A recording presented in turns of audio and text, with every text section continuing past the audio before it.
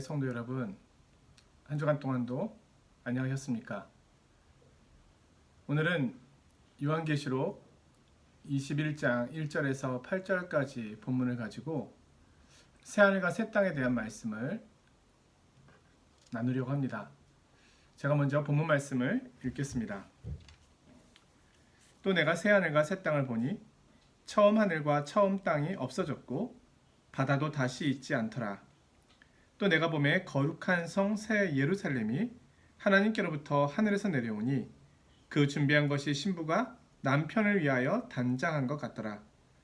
내가 들으니 보좌에서 큰 음성이 나서 이르되 보라, 하나님의 장막이 사람들과 함께 있으며 하나님이 그들과 함께 계시리니 그들은 하나님의 백성이 되고 하나님은 친히 그들과 함께 계셔서 모든 눈물을 그 눈에서 닦아주시니 다시는 사망이 없고 애통하는 것이나 곡하는 것이나 아픈 것이 다시 있지 아니하리니 처음 것들이 다 지나갔음이로라. 보좌에 앉으시니가 이르시되 보라, 내가 만물을 새롭게 하노라 하시고 또 이르시되 이 말은 진실하고 참되니 기록하라 하시고 또 내게 말씀하시되 이루었도다. 나는 알파와 오메가요 처음과 마지막이라. 내가 생명수 샘물을 목마른 자에게 값없이 주리니 이기는 자는 이것들을 상속으로 받으리라.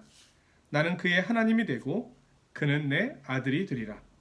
그러나 두려워하는 자들과 믿지 아니하는 자들과 흉악한 자들과 살인자들과 음행하는 자들과 점술가들과 우상 숭배자들과 거짓말하는 모든 자들은 불과 유황으로 타는 못에 던져지리니 이것이 둘째 사망이라.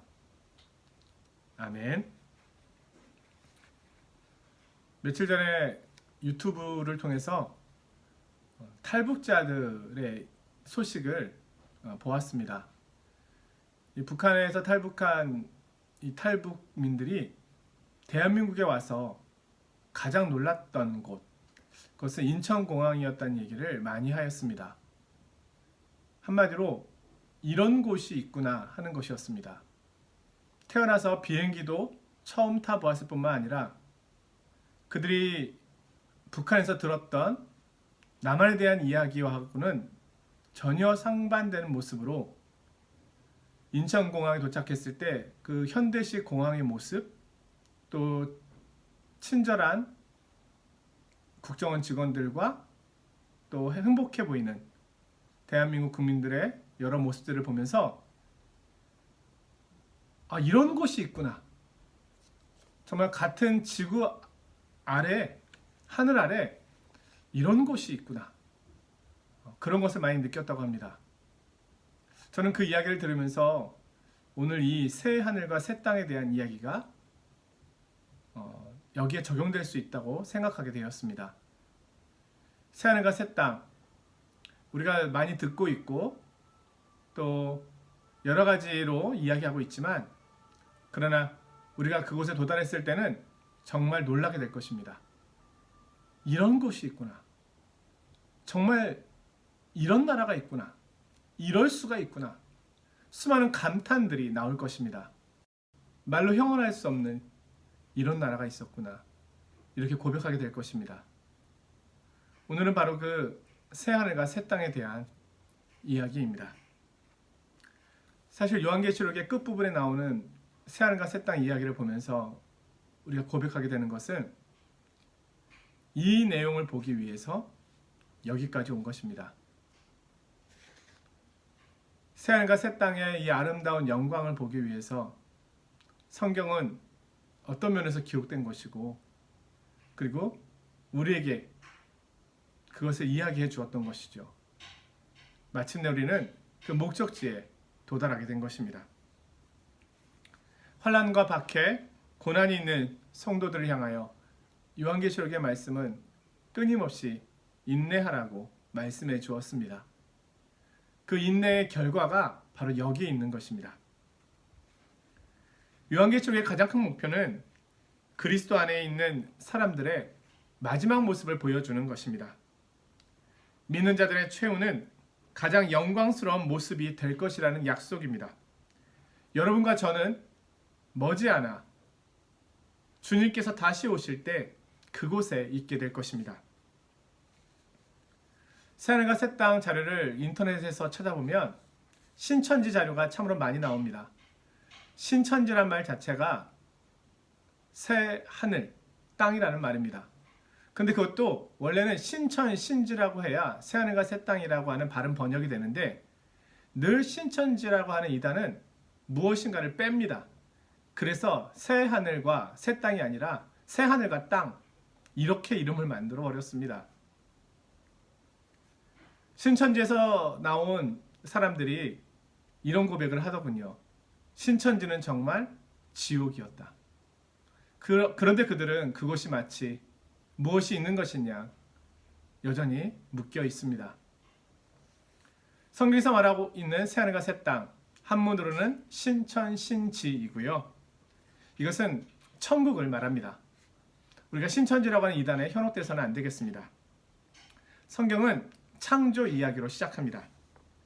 1장 1절에 보면 태초에 하나님이 천지를 창조하시니라. 그리고 2장에 가서는 인간을 창조하십니다. 그런데 성경의 마지막 책인 요한계시록에 가면 하나님께서 새 하늘과 새 땅을 창조하시는 모습이 나오고요. 아울러서 새로운 인간을 창조하시는 모습으로 끝이 납니다. 성경의 시작과 끝은 창조라고 할 수 있습니다. 21장은 영원전부터 계획하신 하나님의 마스터 플랜이 완성된 모습이 되는 것을 보여줍니다. 가장 이상적인 나라, 가장 이상적인 사회를 보여줍니다. 자, 새 예루살렘의 모습은 나중에 살펴보고요. 오늘은 새 하늘과 새 땅에 대한 말씀을 보려고 합니다. 새 하늘과 새 땅은 어떤 모습일까요? 여기에는 재창조와 갱신이라고 하는 두 가지 이해가 있습니다. 재창조라고 하는 말은 이전 것을 완전히 다 없애고 새롭게 창조한다는 뜻이고요. 갱신이라는 말은 이전에 있던 것들 중에 보존해야 될 것은 보존하시고 새롭게 할 것은 새롭게 하신다는 의미입니다.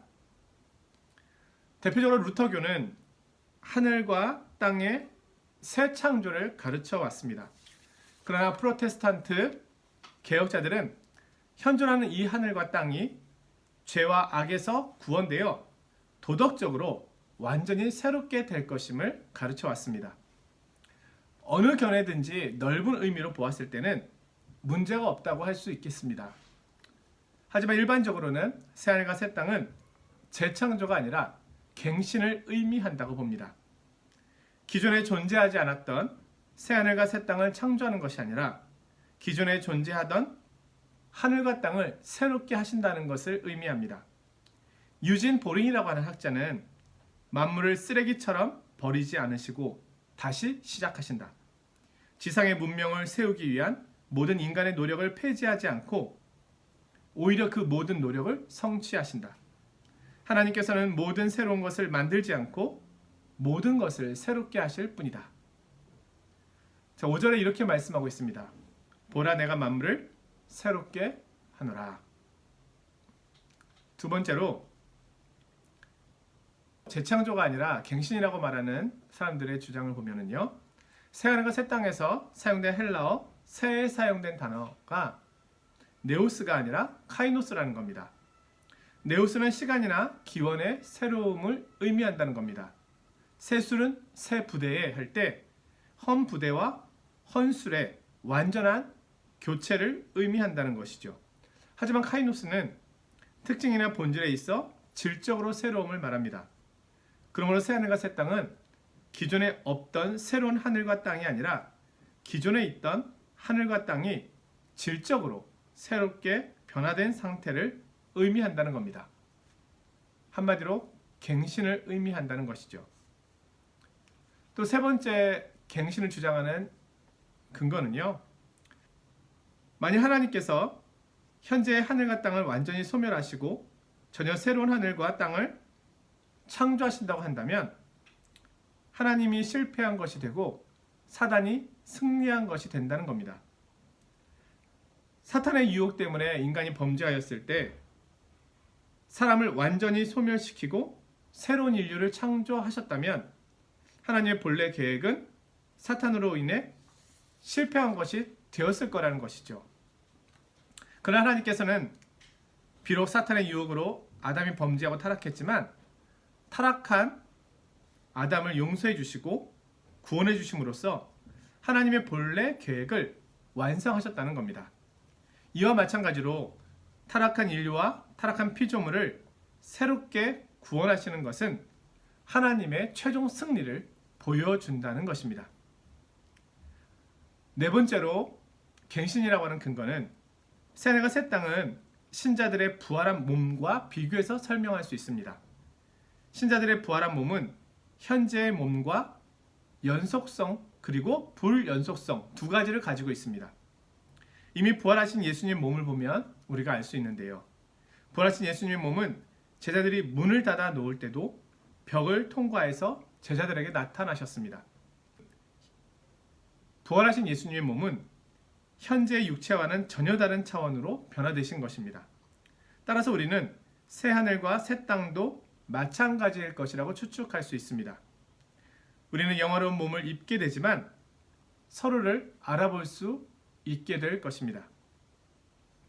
새 하늘과 새 땅은 분명 현재의 하늘과 땅이 변화된 모습일 것입니다.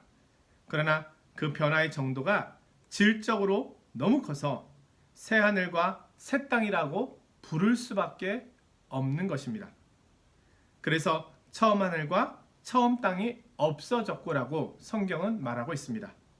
이는 마치 현재 우리의 육체가 부활하기 전에 죽음을 맛보는 것과 같이 현재의 하늘과 땅도 새롭게 변화되기 전에 완전 소멸되어 무가 되는 것은 아니지만 소멸되었다고 말할 수밖에 없을 정도로 하나님의 심판을 받게 될 것을 말하고 있습니다. 우리는 이러한 새하늘과 새 땅을 만드시는 하나님의 모습을 통해 하나님 이 구속 범위가 우주적이라는 사실을 알 수가 있습니다. 구원은 단순히 타락한 인간만을 구원하는 것이 아니라 모든 만물을 포함하고 있다는 겁니다. 하나님의 구속은 여섯째 날 창조한 인간만이 아니라 첫째 날부터 여섯째 날까지 창조하신 모든 피조물에 미친다는 겁니다. 자, 그럼 새하늘과 새 땅에는 어떤 사람들이 살게 될까요? 요즘 화성 프로젝트라고 해서 앞으로 머지않아 화성을 여행하게 될 것이고 그리고 화성에서 인간이 살게 될 것이라고 하는 그런 계획을 가지고 준비하고 있는 그런 소식을 자주 듣는데요. 화성에 가기 위해서는 일단 최소한 수억 원의 돈이 있어야 그 비행기를 탈 수 있다고 합니다. 자, 새하늘과 새 땅에는 어떤 사람들이 살게 될까요? 부자일까요? 오늘 성경은 새하늘과 새 땅에 살게 될 사람들이 구원받은 성도들임을 이야기합니다. 모든 구원받은 성도들, 즉 완성된 교회의 모습이 새 예루살렘으로 묘사되는데요. 새하늘과 새 땅에 있게 될 것입니다. 오늘 2절에 보면은요. 또 내가 보매 거룩한 성 새 예루살렘이 하나님께로부터 하늘에서 내려오니 그 준비한 것이 신부가 남편을 위하여 단장한 것 같더라. 거룩한 성 새 예루살렘은 신부가 남편을 위해 단장한 것으로 묘사됩니다. 뒤에서는 이 새 예루살렘이 예수님의 신부, 즉 어린 양의 아내라고 밝힙니다. 그러므로 새 예루살렘으로 묘사된 거룩한 성은 완성된 교회를 의미하는 것입니다. 이곳에 참여하는 사람이 바로 구원받은 백성들입니다. 21장 6절 7절 말씀입니다. 또 내게 말씀하시되 이루었도다. 나는 알파와 오메가요 처음과 마지막이라. 내가 생명수 샘물을 목마른 자에게 값없이 주리니 이기는 자는 이것들을 상속으로 받으리라. 나는 그의 하나님이 되고 그는 내 아들이 되리라. 믿는 성도는 그곳에서 완전한 하나님의 자녀된 특권을 이 땅에서 누리고 있는 것과는 비교할 수 없을 정도로 누리게 될 것입니다. 모든 것이 완성되었습니다. 마지막으로 사도 요한은 이 새로운 세계에 대하여 다 설명하기가 어렵기 때문에 다른 방식으로 이 새하늘과 새 땅을 설명합니다. 무엇이 있다라고 말하지 않고 무엇이 없다라고 말함으로써 이곳을 설명하는데요. 1절에 보시면 이곳에는 바다가 없습니다. 바다는 지난주 말씀에서도 드린 것처럼 요한계시록에서는 악의 근원인 것을 의미합니다. 따라서 그곳에는 눈물, 죽음, 슬픔, 애통, 고통이 존재할 이유가 없어지는 것입니다. 또한 그곳에는 죄가 없습니다. 8절 말씀입니다. 그러나 두려워하는 자들과 믿지 아니하는 자들과 흉악한 자들과 살인자들과 음행하는 자들과 점술가들과 우상 숭배자들과 거짓말하는 모든 자들은 불과 유황으로 타는 못에 던져지리니 이것이 둘째 사망이라. 여기서 두려워하는 자들은 예수 그리스도를 믿는다고 말하기를 두려워하는 자들이며 순교가 두려워서 거짓말하는 자들을 말하기도 합니다. 새 예루살렘에 참여하지 못하는 구원받지 못한 모든 이들은 불못에 던져집니다. 또한 뒤에 나오는데요. 새하늘과 새 땅에는 성전이 없고 해와 달과 밤이 없고 저주가 없습니다. 이사야서 11장과 65장에 보면 자연은 더 이상 붉은 이빨과 발톱을 드러내지 않고 이리들이 어린 양과 함께 뛰놀고 사자들이 소처럼 풀을 먹게 될 것입니다. 인간과 자연 모두 영화롭게 될 것이며 평화로운 나라가 될 것입니다. 새하늘과 새 땅에 들어가기 위해서는 이 땅에서의 우리의 삶의 모습이 결정지을 것입니다. 그것은 믿음의 성도들을 위하여 예비된 곳입니다. 이 땅에서 그리스도를 위하여 살며 그분을 향한 믿음을 고백하며 나아갔던, 그러므로써 그리스도 때문에 당하는 모든 어려움과 또 고난들을 감수하고 인내함으로 좁은 문 좁은 길을 걸어갔던 믿음의 성도들이 그곳의 주인공이 될 것입니다. 가장 좋은 것은 아직 오지 않았습니다. 그러나 반드시 올 것입니다. 우리가 그토록 사모하는 하나님께서 우리보다 더 우리를 그곳에서 기다리고 계십니다. 그곳에는 더 이상 눈물이 없을 것입니다. 사랑하는 파리장로교회 성도 여러분, 완전한 사랑이 오고 있습니다. 완전한 것이 오고 있습니다. 완전한 것이 오기 위하여 부분적이고 또 한시적인 것은 사라질 것입니다. 지금 코로나19 바이러스로 인하여 전 지구촌이 어려움을 겪고 있습니다. 그러나 그곳은 바이러스가 없습니다. 어떤 위험도 없습니다. 어쩌면 하나님께서는 우리가 처한 한계를 보여주심으로 한계가 없는 영원한 곳, 영원한 평화의 나라를 더 사모하게 하시는지도 모릅니다. 이 세상에 소망을 두고 있는 우리의 시선을 영원한 하나님께로, 하나님 나라로 다시금 돌리고 계신 것일 수도 있습니다. 지금의 현실이 얼마나 힘들고 어려움이 많으십니까? 얼마나 암울하고 힘이 드십니까? 그러나 우리에게 이 놀라운 약속이 있습니다. 사탄과 죄는 패할 것입니다. 악은 사라질 것입니다. 소멸될 것입니다. 심판받을 것입니다. 믿음의 성도는 그곳에서 영원한 기쁨과 즐거움을 누리게 될 것입니다. 주님을 믿는 저와 여러분, 그리고 수많은 믿음의 성도님들, 그들이 이 나라의 주인공이 될 것입니다. 그 나라를 사모하며 오늘 우리에게 주신 이 믿음의 길을 인내함으로 잘 달려가시기를 주님의 이름으로 축원드립니다. 말씀을 마쳤습니다. 여러 가지 기도의 제목이 있는데요. 이 땅의 나그네로서 순례자로서 살아가고 있는 우리 믿음의 성도님들을 위해서 기도했으면 합니다. 이 어려움의 시기를 잘 감당해낼 수 있도록, 잘 인내할 수 있도록요. 그리고 이 지구촌을 위해서 기도하길 원합니다.